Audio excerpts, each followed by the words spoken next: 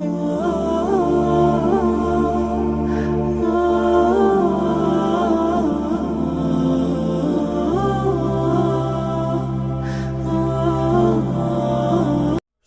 اور مستحبات یعنی کون سی چیزیں جو ہے وہ روزے کے اندر سنت ہے اور کون سی چیزیں یہ روزے کے لیے مستحب ہے۔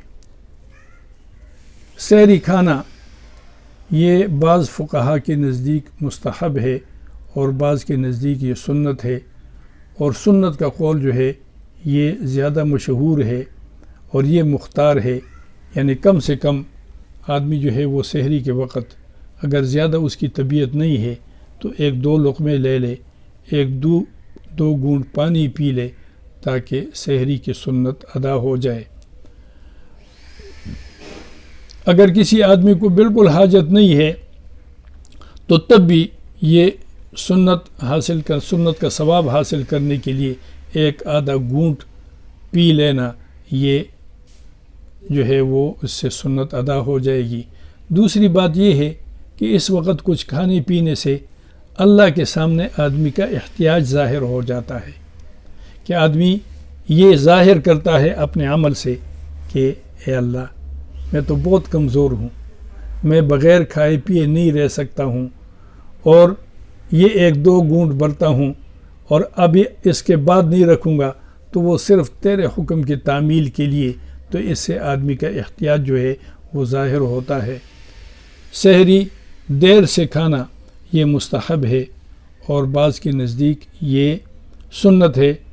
یعنی آخری وقت میں 1-2 گھونٹ پی لے۔ اور جیسے میں نے پہلے عرض کیا کہ آخری وقت سے مراد یہ نہیں ہے کہ ایک آدمی کے ہاتھ میں جو ہے وہ پوری پلیٹ ہو، ادھر وقت بھی ختم ہو گیا اور ادھر سے اذان بھی شروع ہو گئی اور ادھر سے یہ کھایا جا رہا ہے کہ نہیں جی آخری وقت میں کھانا، تو آخری وقت سے یہ مراد نہیں ہے، بلکہ آدمی تسلی سے اپنا کھانا وغیرہ کھا کے جیسے ہی 1-آدھا منٹ رہتا ہو تو 1-2 جو ہے وہ گھونٹ بھر لے۔ اور جن روزوں کے لیے دن میں روزہ رکھنے کی نیت کرنا جائز ہے،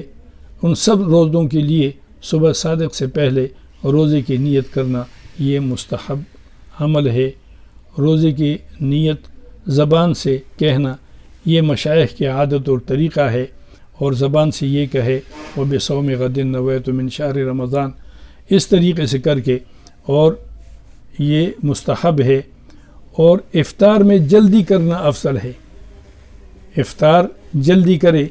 جلدی کرنے کا مطلب یہ نہیں ہے کہ ابھی 15 منٹ رہتے ہوں اور آدمی افطار کر لے کہ جی میں جلدی افطار کرتا ہوں اور روزہ ہی نہیں ہوگا، بلکہ یہ ہے کہ جیسے غروب ہو جائے تو غروب کی یقین کے ساتھ یہ فوری طور پر جو ہے وہ روزہ افطار کر لے۔ اس کی وجہ یہ ہے جیسے میں نے عرض کیا کہ اللہ کریم کے سامنے اپنا عجز جو ہے وہ ظاہر کرنا یہ ضروری ہے۔ اب یہی ہے کہ اے اللہ سارے دن تو میں نے کوئی چیز کھائی پی نہیں، محض تیرے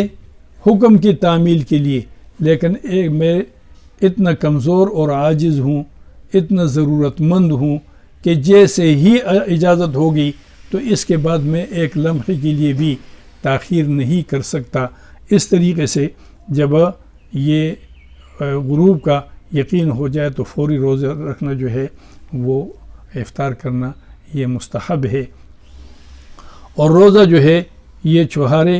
یا کھجور سے افطار کرنا مستحب ہے، اور ان کا طاق ہونا یعنی 1، 3، 5 یہ الگ مستحب ہے۔ اور بعض لوگ جو ہے وہ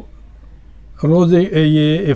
کنکر کے ساتھ نمک کے کنکر کے ساتھ کرنا افطار کرنے کو سنت سمجھتے ہیں، لیکن یا اس میں بڑا ثواب سمجھتے ہیں، یہ بالکل غلط عقیدہ ہے۔ کھجور کے ساتھ، چھہارے کے ساتھ اور پانی کے ساتھ افطار کرنا یہ ثواب ہے، سنت ہے،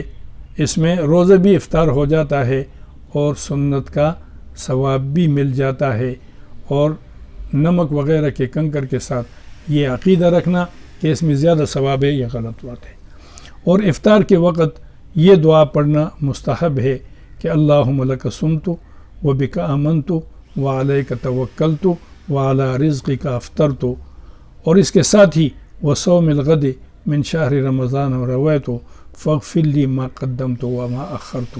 کہ اللہ میں نے تیرے لیے روزہ رکھا، تجھ پر میں ایمان رکھتا ہوں، تجھ پر ہی میرا توکل ہے، اور جو رزق آپ نے ہمیں عطا کیا یا اللہ اس سے میں افطار کرتا ہوں، اور کل کے روزے کے میں نیت کرتا ہوں، اے اللہ میرے اگلے پچھلے گناہ معاف فرما دے۔ یا صرف یہ کہے اللہم لکم صمت وعلی رزقک افطرت، یہ روزے دار کے لیے مستحب ہے۔ اور روزہ افطار کرتے وقت دنیا اور آخرت کے لیے جو دعا مانگے وہ قبول ہوتی ہے، جیسے میں نے پہلے عرض کیا کہ روزے دار آدمی کے لیے جو خوشخبریاں ہیں یعنی دنیا اور آخرت کی، اس کو فرحت حاصل ہوتی ہے۔ تو دنیا میں فرحت یہ ہے کہ جب روزہ افطار کرتا ہے تو اس وقت دعا بھی قبول ہوتی ہے اور اس کو سکون بھی ہو جاتا ہے، اور آخرت میں یہ ہے کہ اللہ جل شانہ اس کی مغفرت کریں گے اور اس کو بہت زیادہ اجر عطا فرمائیں گے۔ اور اسی طریقے سے یہ دعا بھی پڑھے ذہب الظماء وابتلت العروق وثبت الاجر انشاء اللہ تعالی، کہ پیاس ختم ہو گئی، رگیں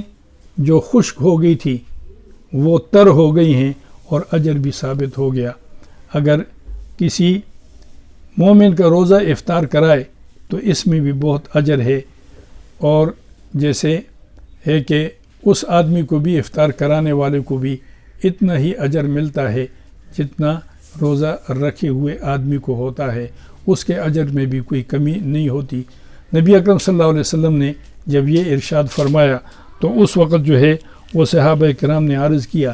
کہ ہم میں سے ہر آدمی تو کسی کے روزہ افطار کرنے کی صلاحیت نہیں رکھتا، طاقت نہیں رکھتا۔ حضور اکرم صلی اللہ علیہ وسلم نے فرمایا کہ ایک لسی کا گھونٹ اور ایک جو ہے وہ کھجور کا دانہ، اس کی بھی نہیں، یعنی یہ نہیں ہے جیسے آج کل جو ہے وہ افطار پارٹیاں ہوتی ہیں اور بڑے بڑے لوگوں کو بڑے بڑے ہوٹلوں میں افطار پارٹی کے طور پر کے نام سے جو ہے وہ بلایا جاتا ہے، اور جو ضرورت مند اور محتاج ہوتے ہیں ان کو یہ نظر انداز کر دیا جاتا ہے، اور ان لوگوں کو افطار پارٹی کے نام سے بڑے بڑے ہوٹلوں میں بڑے بڑے پروگراموں میں بلایا جاتا ہے۔ تو یہ قطعاً افطار کا مطلب یہ نہیں ہے، اور اس میں وہ جب پارٹیاں وہ کرتے ہیں